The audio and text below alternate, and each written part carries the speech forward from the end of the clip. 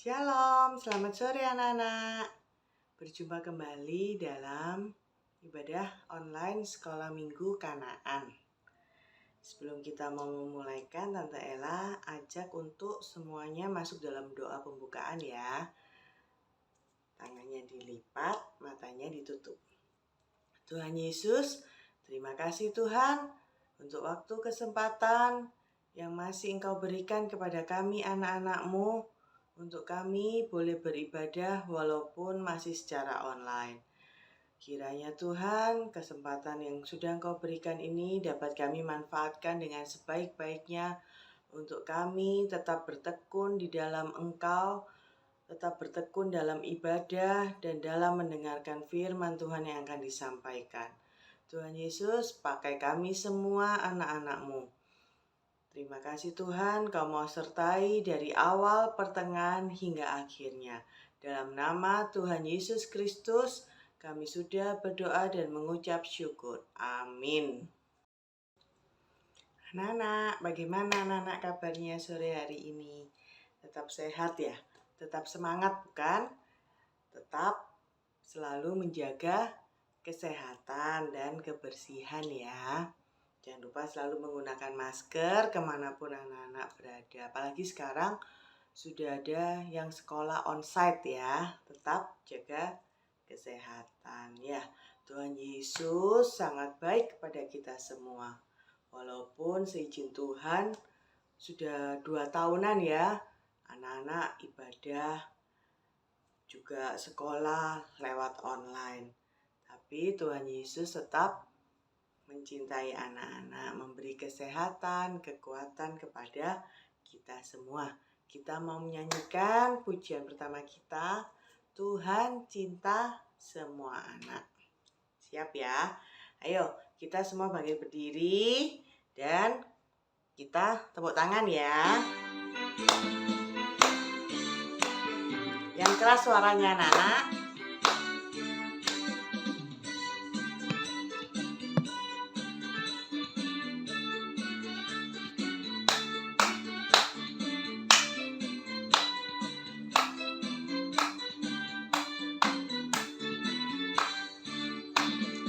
Tuhan cinta semua anak di dunia. Kuning, putih, dan hitam, semua dicinta Tuhan. Tuhan cinta semua anak di dunia. Tuhan cinta semua anak di dunia. Kuning, putih, dan hitam, semua dicinta Tuhan. Tuhan cinta semua anak di dunia.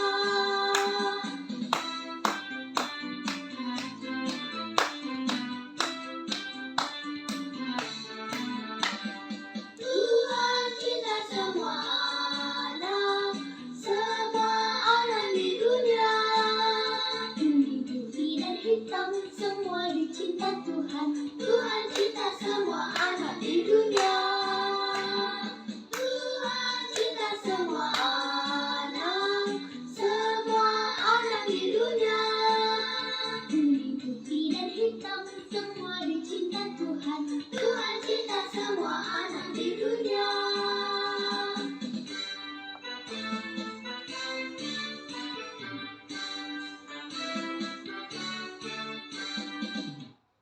Ya, selanjutnya kita mau menyanyikan lagu sebelum kita mendengarkan firman Tuhan. Ku mau cinta Yesus selamanya. Selama hidup kita ya anak-anak ya. Karena Tuhan Yesus sudah baik bagi kita. Dia telah memberikan hidupnya buat kita semua. Dia telah menebus dosa kita. Ya, karena itu yang kita bisa berikan kepada Tuhan Yesus adalah cinta kita yang seutuhnya kepada Tuhan Yesus. Oke? Kita mau ambil sikap doa. Tangannya dilipat ya anak-anak ya.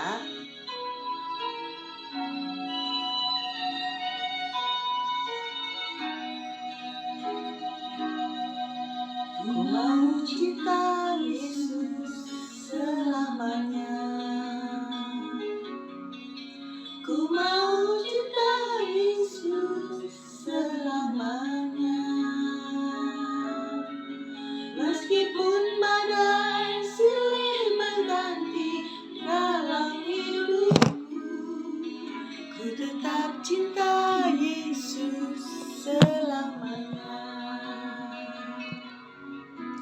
Ku mau cinta Yesus selamanya.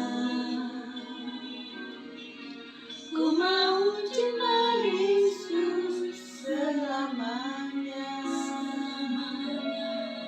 Meskipun badai silih berganti dalam hidupku, ku tetap cinta Yesus selamanya. Refren ya anak ya. Ya apa Bapa, ini aku anakmu, layakkanlah seluruh hidupku. Ya Bapa, ini aku anakmu, pakailah sesuai dengan rencanamu.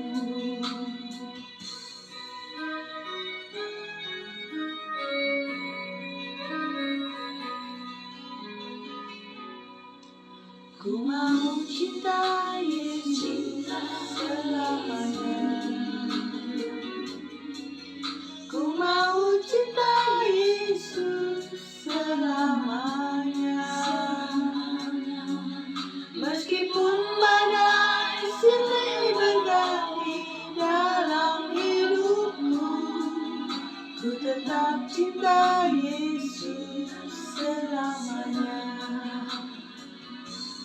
Ya Bapa, ini aku anakmu, layakkanlah seluruh hidupku. Ya Bapa, ini aku anakmu, pakailah sesuai dengan rencanamu. Ya Bapa,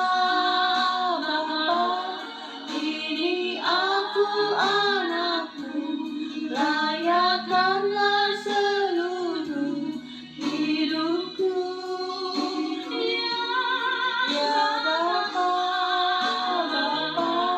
ini aku anakmu, pakailah sesuai dengan rencanamu. Ya, kita mau berdoa ya Nana ya. Matanya semuanya tutup, tangannya dilipat.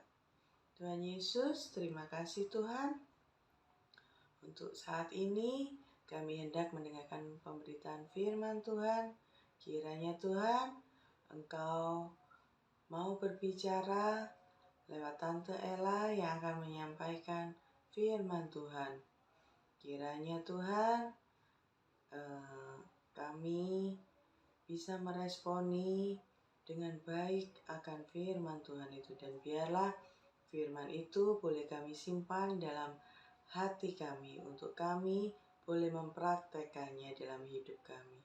Terima kasih Tuhan, kami siap untuk mendengarkan firman Tuhan. Berbicaralah Tuhan, amin. Sore hari ini kita tetap akan mendengarkan kelanjutan firman Tuhan yang berada di dalam Injil Matius pasal 13. Kita yang sudah bisa membaca, Nana, ayo Tante Ella ajak untuk membuka Alkitabnya ya. Di dalam pasal 13 mulai ayat 24 sampai 30 ya Nana ya. Kita baca perikopnya. Perumpamaan tentang lalang di antara gandum. Kita mulai ya Nana ya. Yesus membentangkan suatu perumpamaan lain kepada mereka. Katanya, Hal kerajaan surga itu seumpama orang yang menaburkan benih yang baik di ladangnya. Tetapi pada waktu semua orang tidur, datanglah musuhnya menaburkan benih lalang di antara gandum itu lalu pergi. Ketika gandum itu tumbuh dan mulai berbulir, nampak jugalah lalang itu. Maka datanglah hamba-hamba Tuan ladang itu kepadanya dan berkata, "Tuan, bukankah benih baik yang Tuan taburkan di ladang Tuan? Dari manakah lalang itu?" Jawab Tuan itu, "Seorang musuh yang melakukannya." Lalu berkatalah hamba-hamba itu kepadanya, "Jadi, maukah Tuan supaya kami pergi mencabut lalang itu?" Tetapi ia berkata, "Jangan, sebab mungkin gandum itu ikut tercabut pada waktu kamu mencabut lalang itu. Biarkanlah keduanya tumbuh bersama sampai waktu menuai. Pada waktu itu aku akan berkata kepada para penuai, kumpulkanlah dahulu lalang itu dan ikatlah berberkas-berkas untuk dibakar. Kemudian kumpulkanlah gandum itu ke dalam lumbungku." Anak-anak, tadi kita sudah baca ya firman Tuhan di Matius pasal 13 tentang lalang di antara gandum. Sekarang Tante Ella mau bertanya, lalang itu apa sih Tante? Ada yang tahu mungkin? Siapa? Coba angkat tangan. Tapi Tante nggak bisa kelihatan ya siapa yang angkat tangan sekarang ya. Tante sebutkan aja ya. Lalang itu sama dengan ilalang. Jadi kalau anak-anak pernah ya diajak keluar kota, anak-anak lewat biasanya di jalan tol kiri kanan, banyak tanaman hijau ya. Terus kalau yang namanya lalang ini modelnya tuh Tante Ella punya gambarnya nih ya, tapi dari handphone. Anak-anak coba lihat ini.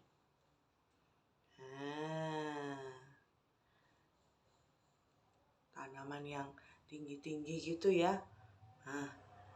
Tapi namanya lalang ini adalah tanaman yang mengganggu ya Nana ya. Mengganggu siapa Tante?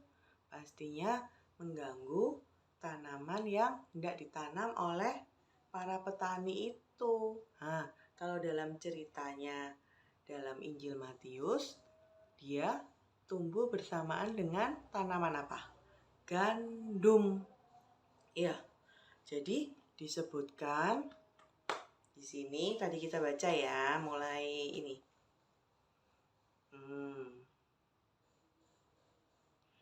Jadi ada orang yang menaburkan benih yang baik. Benih yang baik berarti apa? Benih gandum itu ya. Gandum diidentikan dengan baik. Sebelum Tante Ella lanjutkan, di sini Tante Ella mau bertanya. Dalam Injil Matius ini, anak-anak tahu nggak siapa yang menaburkan benih yang baik ini? Kira-kira siapa?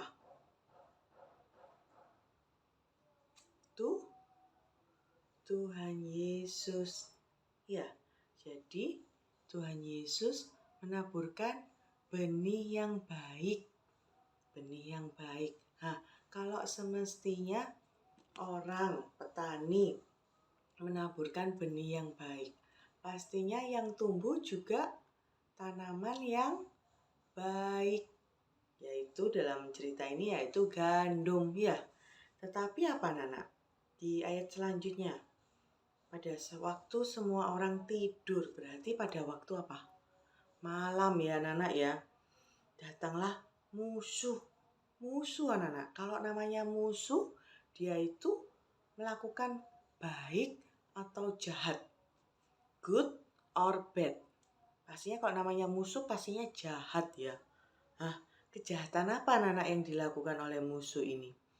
Yaitu dia menaburkan benih lalang, benih ilalang, tanaman pengganggu itu ya anak-anak ya.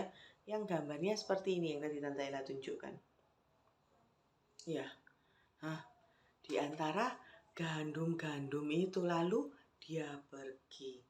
Di sini yang dibilang oleh Injil Matius, musuh menaburkan benih lalang. Siapa musuh ini?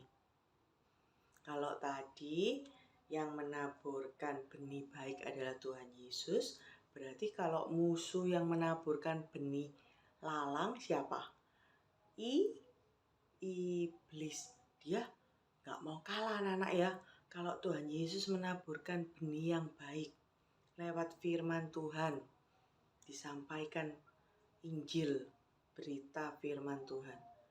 Iblis juga gak mau kalah ya anak-anak ya. Di saat yang lainnya tidur, dia juga menaburkan benih.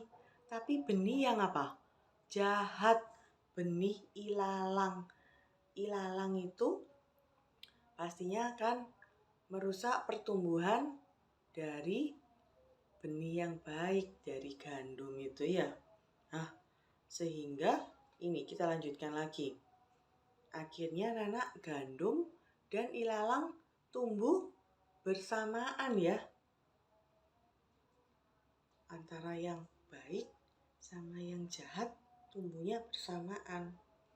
Nah, lalu datanglah hamba-hambanya Tuhan ladang itu, hamba-hambanya Tuhan Yesus ya anak ya. Lalu berkata, loh kok bisa sih? Tuhan Yesus kan menaburkan yang baik. Kok bisa ini ada ilalang juga tumbuh toh? Nah, lalu apa? Tuhan ini adalah Tuhan Yesus ya. Dia menjawab, seorang musuh yang melakukannya. Lalu berkatalah hamba-hamba itu, jadi apa Tuhan? Mau dicabut ilalangnya? Soalnya kan ganggu nantinya. Tapi apa yang dijawab oleh Tuhan? Dia bilang, jangan. Nanti kalau kamu cabut, nanti bisa aja gandumnya juga ikut kecabut. Ya, sudah biarin aja itu tumbuh bersamaan antara ilalang yang jahat dengan gandum yang baik. Ya. Tapi nanti ini di ayat 30 ya. Biarkanlah keduanya tumbuh bersama sampai waktu menuai.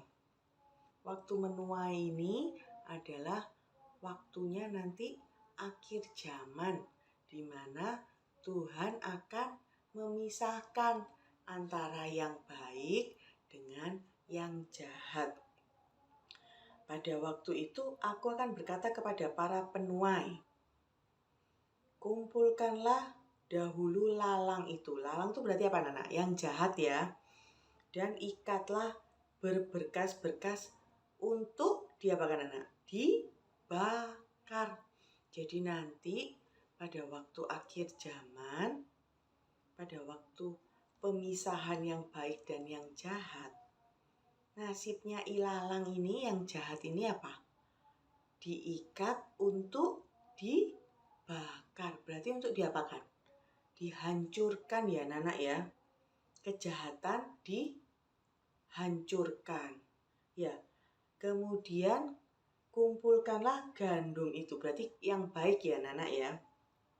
Ke dalam lumbungku. Berarti apa anak? Tuhan memelihara kita sebagai kehidupan yang baik. Ya.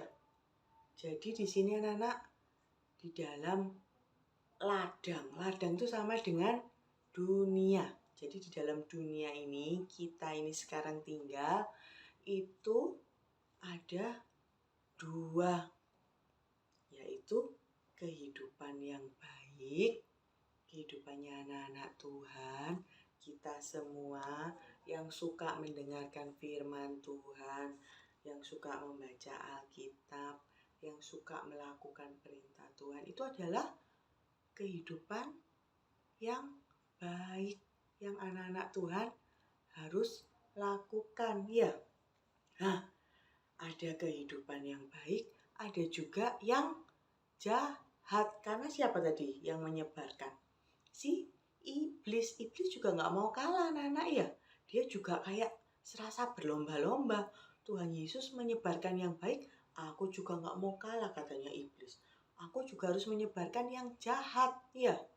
Akhirnya iblis juga menyebarkan ilalang, yaitu kehidupan anak-anak iblis yang jahat-jahat, yang nggak pernah mau percaya sama Tuhan Yesus. Hidupnya mau enak-enakan aja di dunia ya.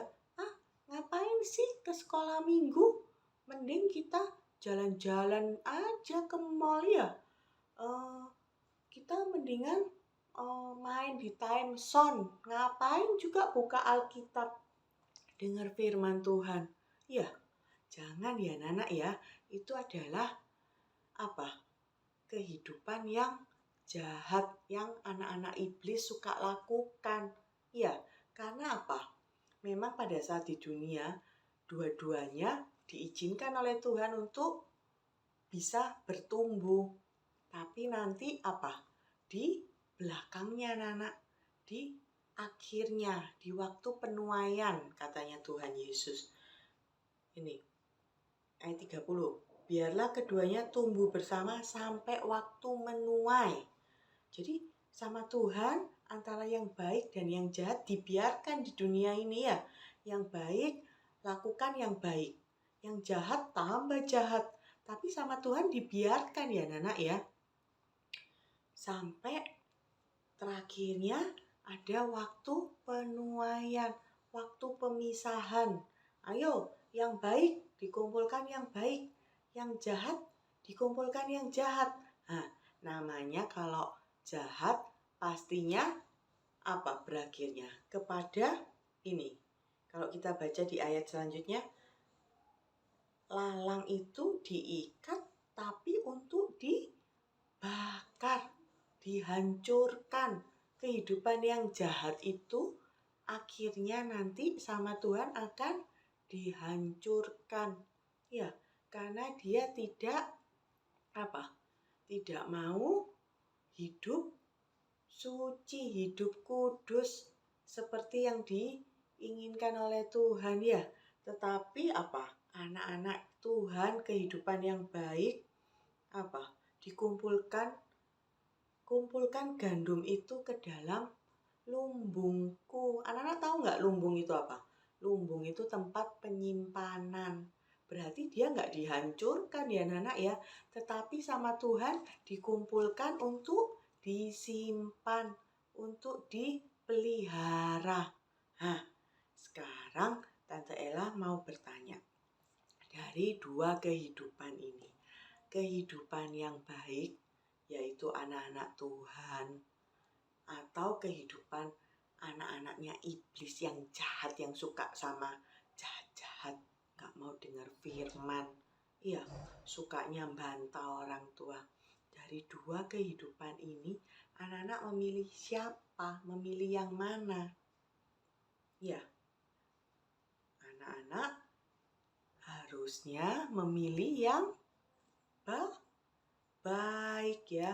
Karena Tuhan Yesus sudah memberikan memberikan kebaikan buat kita semua ya. Jadi kita juga harus hidup baik, hidup menurut yang diinginkan oleh Tuhan Yesus, yaitu yang ada di dalam Alkitab. Ya, melakukan firman Tuhan supaya kelak hidup kita dipelihara oleh Tuhan. Kita nggak akan binasa. Nggak seperti anak-anak iblis yang suka akan kejahatan itu akhirnya terakhirnya Nana? Binasa. Akhirnya tidak mendapat apa-apa, tapi mendapatkan kebinasaan. Mati ya. Tante Ella yakin dan percaya anak-anak sekolah minggu Kanaan semuanya pasti menjadi anak-anak Tuhan Yesus, anak-anak yang baik, menjadi gandum semua yang nanti akan berada di dalam lumbungnya Tuhan, bukan berakhirnya di pembakaran ya Nana ya. Tapi kalau anak-anak Tuhan yang selalu berbuat baik, itu berakhirnya adalah mendapat pemeliharaan dari Tuhan. Tante Ella percaya sekolah minggu Kanaan semuanya anak-anaknya menjadi anak-anak yang baik semua. Ya, yang selalu taat, dengar-dengaran sama Tuhan Yesus, melakukan perintah Tuhan Yesus, taat sama orang tua, pokoknya melakukan yang apa ini anak-anak? Melakukan yang baik. Firman Tuhannya sudah selesai. Sebelum kita sudahi, kita mau berdoa penutup ya. Tangannya dilipat, matanya ditutup. Tuhan Yesus, terima kasih Tuhan untuk firman yang sudah Engkau perdengarkan kepada kami pada sore hari ini. Kami mau menjadi seperti gandum, menjadi kehidupan, menjadi anak-anak Tuhan Yesus yang selalu berperilaku baik, yang selalu menyenangkan hati Engkau, hati orang tua kami, hati di orang-orang di sekitar kami. Tuhan Yesus, karena kami tahu bahwa kehidupan kami tidak akan berakhir dengan kebinasaan, tapi kami akan Engkau pelihara berada di dalam lumbung-Mu. Terima kasih Tuhan Yesus, kami mau berjanji kepada Engkau untuk kami boleh selalu menjadi anak-anak Tuhan Yesus yang manis, yang baik. Ajar kami Tuhan, dan selalu ingatkan kami apabila kami mungkin mendapat godaan daripada si setan iblis itu yang coba mengganggu kami. Tapi kami yakin dan percaya bahwa kuat kuasa tangan-Mu yang akan selalu menarik kami. Terima kasih Tuhan Yesus. Sebentar kami akan menyudahi ibadah online kami pada hari ini. Kiranya Engkau memberkati pelayanan ibadah online selanjutnya. Terima kasih Tuhan Yesus, kami alaskan doa yang jauh dari sempurna ini hanya dalam nama Tuhan Yesus Kristus. Amin. Anak-anak, sampai ketemu lagi ya minggu depan dalam ibadah Paskah Sekolah Minggu Kanaan. Tuhan Yesus memberkati. Dadah.